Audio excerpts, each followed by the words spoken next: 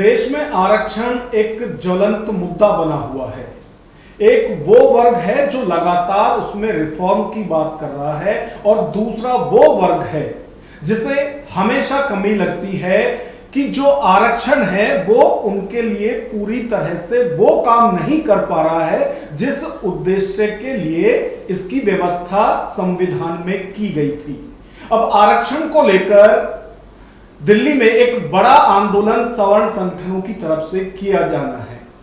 इस वक्त हमारे साथ हर्ष दुबे हैं, जो आपने टीवी डिबेट में जिनको अपनी बात बड़ी मजबूती से रखते हुए देखा होगा, और जिस वक्त पूरे देश की नजर दिल्ली के जंतर मंतर पर कॉकरोच जनता पार्टी के प्रोटेस्ट पर थी, उसी वक्त एक टीवी डिबेट में हर्ष दुबे ने अपनी बात इतनी मजबूती के साथ रखी कि वो एकदम से चर्चा में आ गए। तो इस वक्त हमारे साथ हर्ष दुबे हैं, उनसे बात करते हैं कि आखिर वो आरक्षण में चाहते क्या है और जो मौजूदा व्यवस्था है आरक्षण की उससे उन्हें दिक्कत क्या है। हर्ष, बहुत बहुत स्वागत है आपका। थैंक्स। जो अभी व्यवस्था है आरक्षण की, उसमें क्या प्रॉब्लम है? देखिए, सबसे पहले तो मैं ये क्लियर कर दूं, आपने कहा सवर्ण लोगों का, तो ये आंदोलन सवर्णों का नहीं है, ये हर भारतीय के लिए आंदोलन है कि देश की व्यवस्था चरमराई जा रही है सिर्फ राजनीतिक षड्यंत्रों के कारण। क्या हम कुछ भी करना चाह रहे हैं? अगर कोई प्रोटोकॉल, कोई नियम बनाया गया है तो क्या उससे कुछ आउटपुट अच्छा निकल रहा है? इस पर बात करनी चाहिए। अगर आउटपुट अच्छा नहीं निकल रहा तो उसमें सुधार की आवश्यकता है। हम कभी नहीं कह रहे कि रिजर्वेशन को हटा दो। अगर हमारी नीति को समझेगा कोई तो बात समझ में आएगी कि हम तो रिजर्वेशन बढ़ाने की और बात कर रहे हैं, देने के तरीकों में बदलाव की बात कर रहे हैं ताकि देश के हित में हो। जब हम रिजर्वेशन जैसी सुविधा ला रहे हैं तो वो सुविधा इस तरीके से दी जाए ताकि देश का विकास हो सके, ना कि इस तरीके से दी जाए वो सुविधा कि देश गर्त में जाता जाए। देश की प्रतिभाओं का हम दमन करते रहें। देश में जो प्रतिभाशाली बच्चे हैं उनका हम दमन कर रहे हैं। क्यों?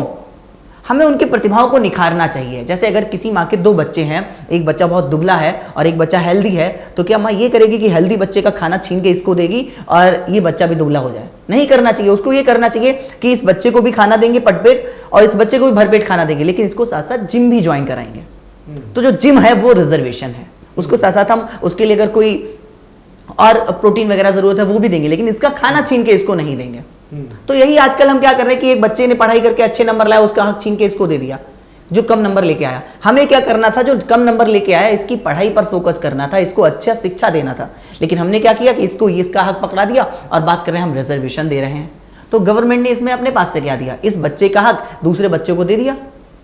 तो हमारा कहना है इसका तरीका बदला जाए कि बच्चों को अच्छी एजुकेशन दी जाए ताकि वो पढ़कर अच्छा काम कर सके। जैसे अब बात करते हैं, कई हमने देखा अपोजिशन के लीडर ऐसे बात करते हैं कि प्राइवेट सेक्टर में जो है वो गरीब तबके के लोग नहीं हैं। हम गरीब बोलते हैं उनको, रियल बात है गरीब। आप क्या है? मैंने आपसे नहीं पूछा जात क्या आपकी, मुझे नहीं पता आपके बारे में, आपसे अभी मिले हैं। अगर आप एजुकेटेड तो आप यहाँ बैठे हुए हैं, आप एजुकेटेड नहीं, आपको ये आपका ऑफिस निकाल देगा बाहर जी। तो प्रॉब्लम है गरीब गांव का बच्चा यहाँ तक क्यों नहीं पहुंच पाता? उसका प्रॉब्लम है क्योंकि उसके पास एजुकेशन नहीं है।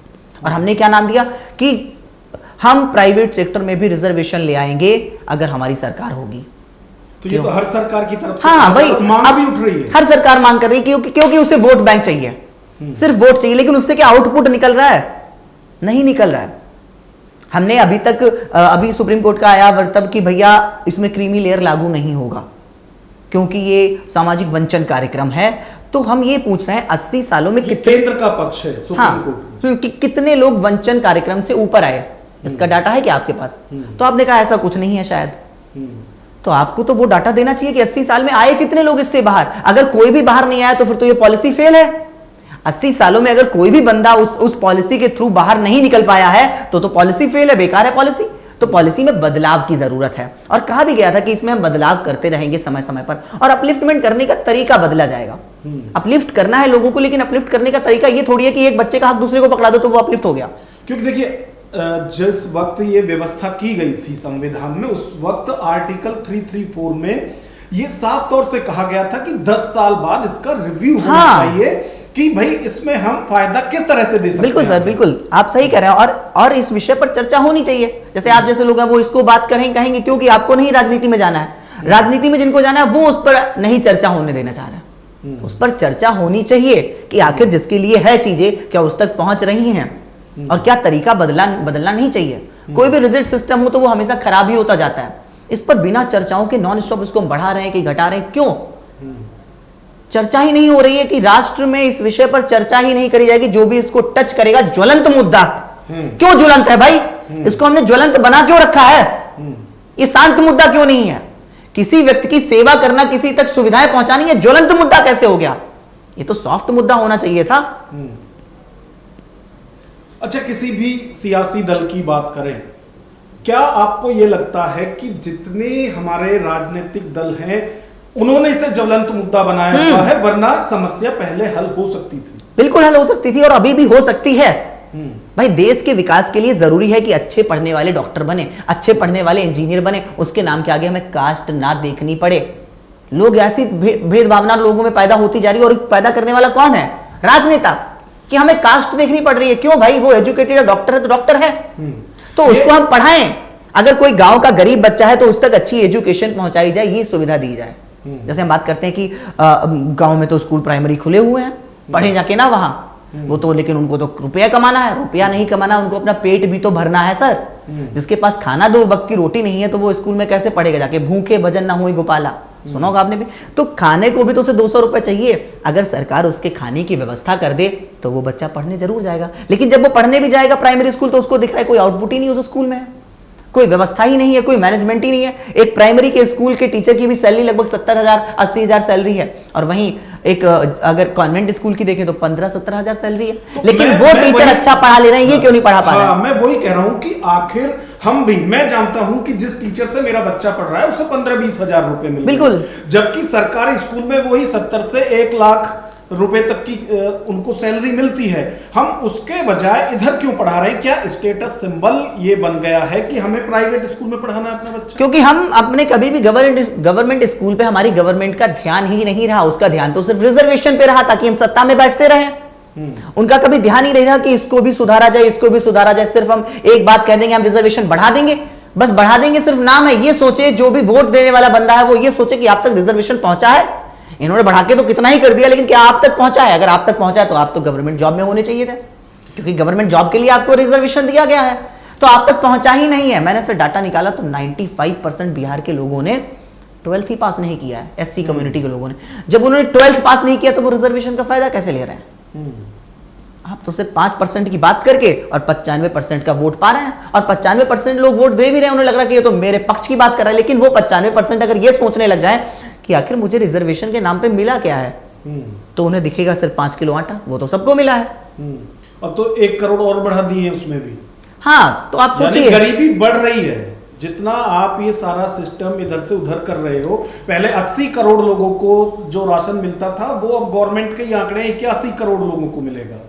तो आप समझ सकते हैं कि ये सिर्फ और सिर्फ तुम तक कुछ चीजें पहुंचाकर और वोट बटोरने की राजनीति है। आपको समझना पड़ेगा। आंख बंद करके हम कब तक देश को गर्त में धकेलते रहेंगे और सत्ताधारियों को बैठाते रहेंगे? आज भी अगर देखा जाए, भगत सिंह जी, चंद्रशेखर जी देश को आजाद करा के गए, लेकिन हम राजनीतिक गुलामी में फंस चुके हैं, और इतने बुरी तरीके से फंस चुके हैं कि निकल भी नहीं पा रहे हैं।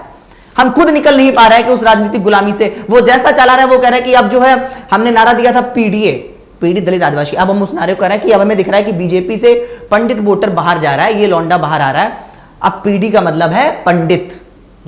तो सिर्फ नारा देकर हम सत्ता में बैठेंगे? हम नॉन स्टॉप कहते आ रहे हैं कि सिर्फ कुछ नारों के बदौलत सरकारें बन रही हैं। ये सरकार में आ जाते हैं और 5 साल में एक अच्छा नारा हिट करना है, और अगर वो नारा हिट हो गया तो अगली बार फिर सत्ता में हमें नारा हिट करना है तिलक तराजू और तलवार, हमें नारा हिट करना है पीडीए, हमें नारा हिट करना है एमवाई समीकरण, हमें नारा हिट करना मंदिर मस्जिद, और बस एक नारा हिट करना है, उसके बाद सत्ता में बैठ जाना है। फिर अगली 5 साल के लिए बस यही दिमाग लगाना कि कौन सा नारा हमें हिट करना है और सत्ता को कैसे गुमराह करना है, वोटर को कैसे गुमराह करके अपनी ओर लेकर आना है। लेकिन वोटर कभी प्रश्न ही नहीं करता कि हमारे लिए किया क्या है। अच्छा, मैंने बहुत लोगों से बात की है जो आरक्षण के खिलाफ हैं और उनसे भी जो आरक्षण के समर्थन में हैं। जो आरक्षण के खिलाफ हैं, मैंने कहा कि भाई जाति प्रथा ही खत्म की जाए, जाति सिस्टम खत्म कर दें, तो वो कह रहे हैं नहीं, ये हमारी जड़ों से जुड़ा हुआ मुद्दा है, जाति खत्म नहीं होगी। जब तक जाति रहेगी तब तक इस तरह की चीजें रहेंगी ही। तो लोग जाति को ही खत्म करने की वकालत क्यों नहीं कर रहे?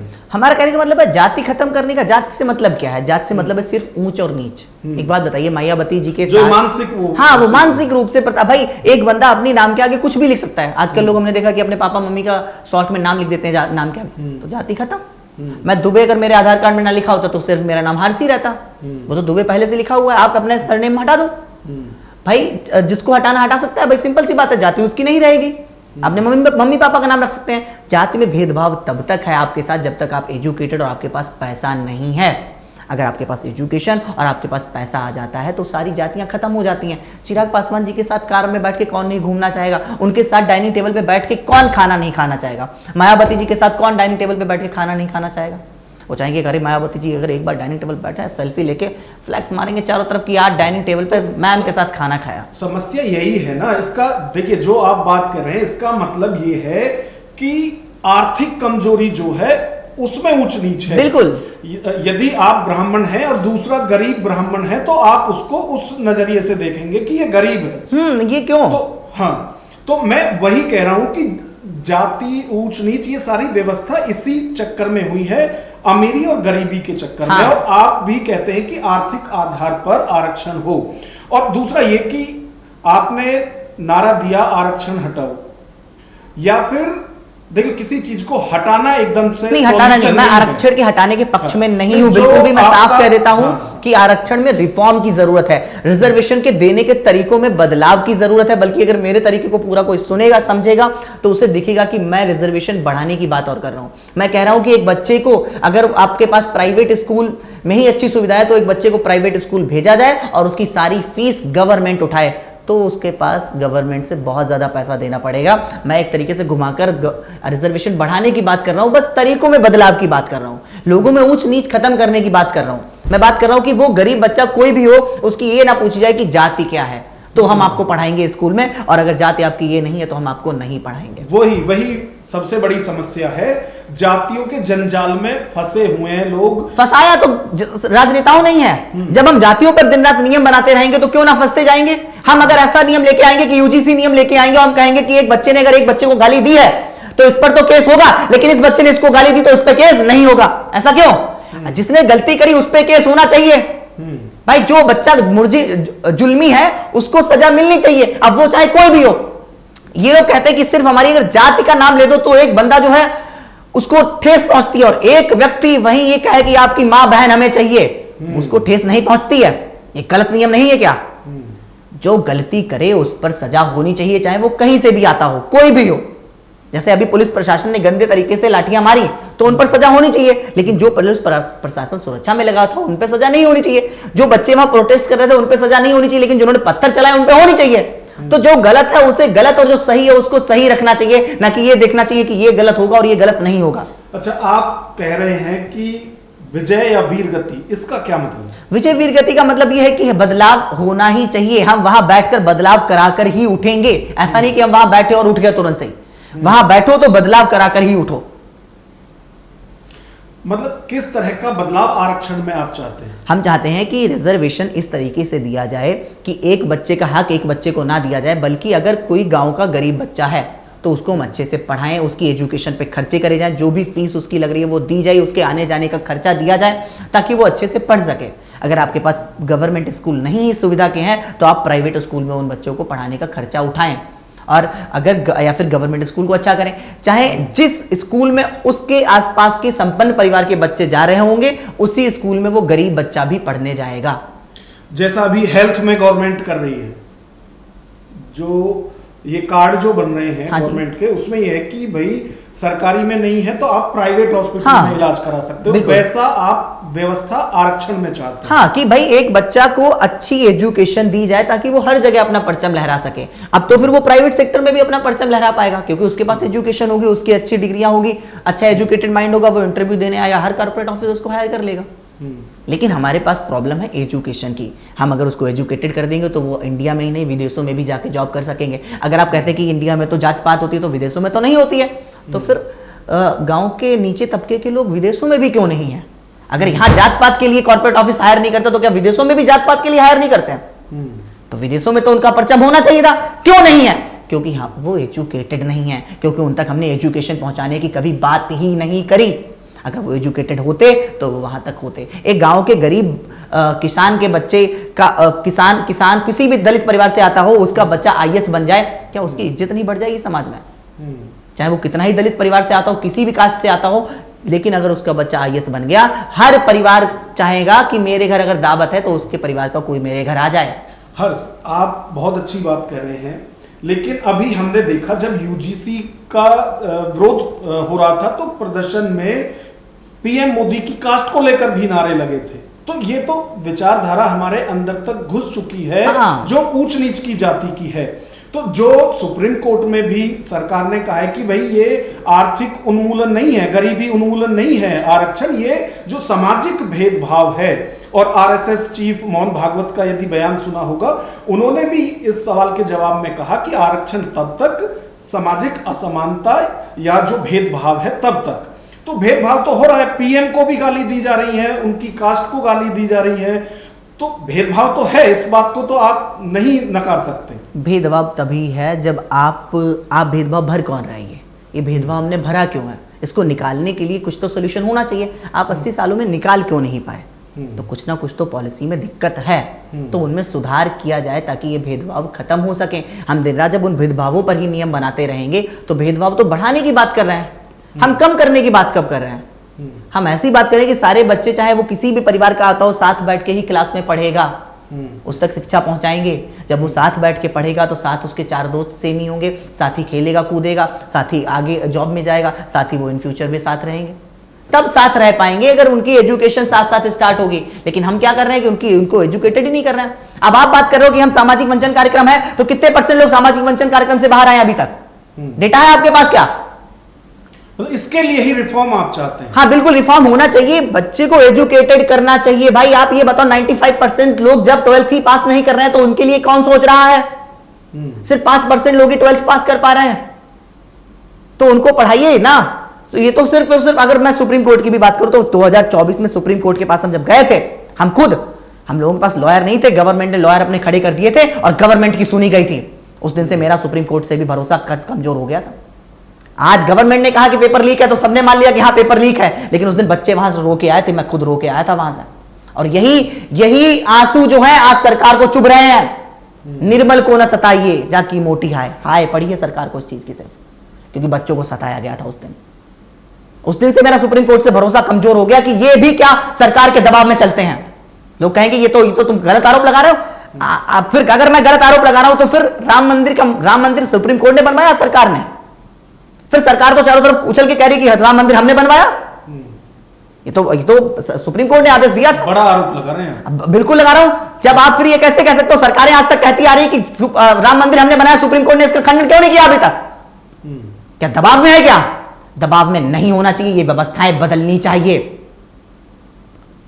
व्यवस्थाएं बदलनी चाहिए। आप आज इतने सालों से सब कहते आ रहे हैं कि राम मंदिर हमने बनवाया, तो फिर आपने आज अभी तक खंडन क्यों नहीं किया? क्योंकि जब सरकार उसकी होगी तो उसकी ही सुनी जाएगी। बच्चे बाहर रोते बैठे रहे सुप्रीम कोर्ट में, सुना नहीं गया। गरीब तबका जब रोकर बाहर आएगा तो उसकी हाय बहुत बुरी लगती है, और लग चुकी है हाय, ये ध्यान रखें। तो व्यवस्था परिवर्तन होगी कैसे? बार बार सवाल घूम के वहीं आता है। व्यवस्था परिवर्तन जब होगी जब हमारे देश के समाज के लोग जागरूक होंगे। सिर्फ वोटर व्यवस्था चेंज करवा सकता है, सत्ताधारी कभी व्यवस्था में परिवर्तन नहीं चाहते, क्योंकि उनको बिना काम करे सत्ता में बैठने को मिल रहा है, तो वो काम करना क्यों चाहेंगे? ये सिर्फ और सिर्फ वोटर जब तक जागरूक नहीं होगा व्यवस्थाएं परिवर्तित नहीं होगी। और वोटर जरूर जागरूक होगा, सारा जनजी जागरूक होगा, सारा समाज जागरूक होगा और व्यवस्थाएं बदली जाएंगी। अच्छा हर्ष, मैं कह रहा हूं, जो आपने आंकड़ा बिहार का बताया कि 95% बच्चे ऐसे हैं जो 12th तक पहुंच ही नहीं पाए, एससी कम्युनिटी के लोग नहीं पहुंच पाए हैं। तो क्या ये सारी व्यवस्था उन 5% के लिए, और हो सकता है उस 5 में भी हायर एजुकेशन तक कितने और आगे तक कितने पहुंच पाते? बिल्कुल। तो इस चीज का आंकड़ा क्या सरकार के पास है नहीं, या फिर वोटों की जो सियासत है इसमें वो वहां तक पहुंच ही नहीं रहे? उनके पास सारे आंकड़े हैं, वोटों की सियासत के कारण उसको रिवील नहीं कर रहे हैं कि अगर मैं ऐसा कह दूंगा सामने वाला कहेगा मैं तो फिर बढ़ा दूंगा रिजर्वेशन, और सारी कम्युनिटी के लोग मुझे वोट पे, लेकिन वो सोचे बिना वोट पे वोट दे आएंगे, हमें बिना सोचे वोट पे वोट दे आएंगे। सिर्फ उन्होंने कह दिया कि रिजर्वेशन बढ़ा देंगे। अगर रिजर्वेशन इतना है तो आप तक पहुंचा क्यों नहीं? ये प्रश्न क्यों नहीं कोई उठाता है? प्रॉब्लम यही है कि जब तक हम नहीं जागरूक होंगे, ये हमारा फायदा लेकर और सत्ता में बैठते रहेंगे और कभी हमारे लिए काम नहीं करेंगे। हमें जागरूक होना पड़ेगा, चाहे हम किसी भी समाज से आते हों, हमें जागरूक होना पड़ेगा। हमें प्रश्न करना पड़ेगा कि ये रिजर्वेशन इतना बढ़ चुका है, उसके बाद भी हमें मिला क्यों नहीं, ये प्रश्न करना पड़ेगा सरकारों से। आप देखिए कि सुप्रीम कोर्ट की भी गाइडलाइंस है कि 49.5 से ज्यादा नहीं हो सकता, लेकिन अब हो चुका है और भी ज्यादा 70% और इससे भी ज्यादा। तो फिर सुप्रीम कोर्ट खुद इस बात पर एक बार मंथन करे कि सुप्रीम कोर्ट ऊपर है, सरकारें, ये मैं नहीं पूछ रहा हूं, सरकार से पूछना चाह रहा हूं कौन ऊपर है? ऊपर कौन है? राम मंदिर बनवाने के लिए सरकारों ने बनवाया कि सुप्रीम कोर्ट ने आज तक इसका खंडन नहीं किया, क्योंकि वहां आप हमारे ऊपर केस कर सकते हैं ये लोग, क्योंकि हम गरीब परिवार से आते हैं, तुम हमारे ऊपर केस कर सकते हो। तो ये साफ साफ जाहिर हो जाएगा कि कौन गलत और कौन सही है, क्योंकि आपने आज तक ये खंडन नहीं किया कि राम मंदिर किसने बनवाया। गा रहे हैं तो गाने दो। अच्छा, मेरा सरकार ऊपर है कि सुप्रीम कोर्ट, मैं चाहता हूं सुप्रीम कोर्ट ऊपर रहे, सरकारों के ऊपर एक दबाव बनाने के लिए उसकी सरकारों की ना सुनी जाए, चाहे सरकार में कोई बैठा हो, चाहे एनडीए से बैठा हो, चाहे यूपीए से बैठा हो। सुप्रीम कोर्ट सर्वश्रेष्ठ रहना चाहिए, वो स्वतः निर्णय लेने के काबिल रहना चाहिए, क्योंकि मेरा भरोसा उस दिन बहुत टूटा था। बच्चे रोकर आए थे, इसी की हाय लगी है जो ये इतने प्रोटेस्ट आंदोलन देश में चल रहे हैं, उसकी हाय लगी है सिर्फ। निर्मल को ना सताइए, ध्यान रखना सब। अच्छा, मेरा आखिरी सवाल हर्ष ये है कि जो आप 21 तारीख को जंतर मंतर पर प्रोटेस्ट करने वाले हैं, क्या उसमें जो दूसरे जिन्हें आरक्षण मिलता है उनको भी इनवाइट किया जाएगा कि भाई आके चर्चा करो, हम आपके लिए भी बात कर रहे हैं, हम एक ऐसी कास्ट जिसे छात्र स्टूडेंट कहते हैं उसके भले की बात कर रहे हैं, आओ यहां आके डिबेट करो कि आखिर आपको मिल क्या रहा है? हाँ बिल्कुल, हम सबके लिए चाह रहे हैं, हम भारतीयता के लिए, राष्ट्र के लिए चाह रहे हैं कि हम एक भारतीय नागरिक बने। और ये भेदभाव तभी खत्म होगा जब हम एजुकेटेड होंगे, साथ साथ पढ़ाई करेंगे, बिल्कुल भेदभाव खत्म होगा। ये भेदभाव राजनीतिक षड्यंत्र खत्म करना नहीं चाहते हैं, और ये भेदभाव कहीं ना कहीं अंग्रेजों के टाइम पर ही आया है। उससे पहले छुआछूत का कॉन्सेप्ट भारतीय संस्कृति में नहीं था, अंग्रेजों की संस्कृति के बाद ही ये सब इंट्रोड्यूस हुआ इंडिया में। तो कहीं ना कहीं हमें इन चीजों पर विचार करना चाहिए। और चलो, अगर अब लोग नारे देने लगते 3000 साल पहले शोषण हुआ, अरे यार, अगर कुछ गलतियां हमारे 3000 साल पहले चलो मान लेते हुए, तो हम उन गलतियों को कब तक ढोते रहेंगे कि गलतियां करी हैं तो अब उसको हम सुधारेंगे ही नहीं, हम उनको गलतियों को गलतियां ही रखेंगे। कहीं ना कहीं हमारे अंदर ऐसी भावना होनी चाहिए कि हम गलतियां हुई हैं उनको सुधार कर आगे बढ़ना चाहिए और देश का विकास सोचना चाहिए। तो गलतियों को सुधारने पर चर्चा होनी चाहिए, ना कि अतीत को भुलाने का है। बिल्कुल, अगर हुआ है, चलो हमने भी नहीं देखा, आपने भी नहीं देखा, मैं मानता हूं चलो हुआ है, अगर हुआ है तो उसको भुलाकर आगे बढ़ा जाए और देश का विकास और अपना विकास देखा जाए, ना कि उन 3000 10,000 साल पहले ही सोचते रहो कि ऐसा हुआ था। अरे जो अच्छाइयां हैं उनको ग्रहण करो, जो बुराइयां उनको छोड़ो। अगर कुछ अच्छा है तो उसको ले लो और कुछ बुरा है तो उसको छोड़ दो, कि हम बुराई को आगे आगे लेके चलेंगे, अच्छाई को तो नहीं लेंगे।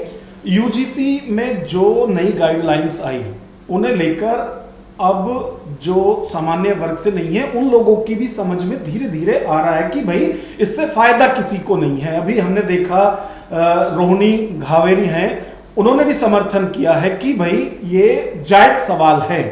तो यदि बात की जाए तो इससे बात बन सकती है। बिल्कुल बिल्कुल, जिसको राजनीति नहीं करनी वो सिंपल बात यही कहेगा कि भाई जायज बात है ये।